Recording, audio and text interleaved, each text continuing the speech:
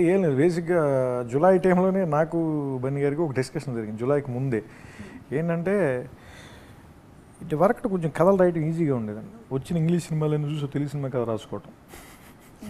ఇప్పుడు కొంచెం ఏంటంటే కష్టం, అందరికీ యాక్సెస్ పెరిగిపోయింది, వరల్డ్ సినిమా అంతా కూడా ఇప్పుడు ఇంట్లో ఉంది. మీ డ్రాయింగ్ రూమ్లో రిమోట్ మూవ్ చేస్తే అది మీరు దాదాపుగా ఒక 40 to 50 ఫిల్మ్స్ చూడవచ్చు ఎట్ ఏ టైం.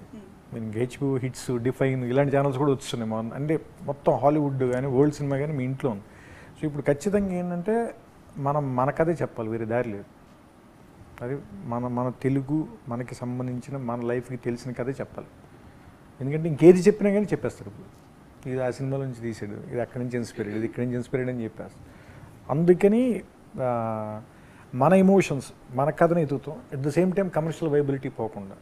అది ఆ కాల్ కావాలని తీసుకున్నది, అది జూలై ముందే అనుకున్నది. సో దాన్ని ఇంకా బెటర్ చేసి ఇంకా ఏమంటారు దాన్ని నేటివిటీకి దగ్గరలో మనదైన కథ అట్లా చెప్తాం, హ్యూమన్ ఎమోషన్స్ తోటి. ఎందుకంటే అది ఎప్పటికీ పాత బాబు కాబట్టి ఎప్పటికీ మనం వాటిని ఏమంటారు దాన్ని డినై చేయలేం కాబట్టి వాటి ఆనెస్టీని చెప్పినట్టు.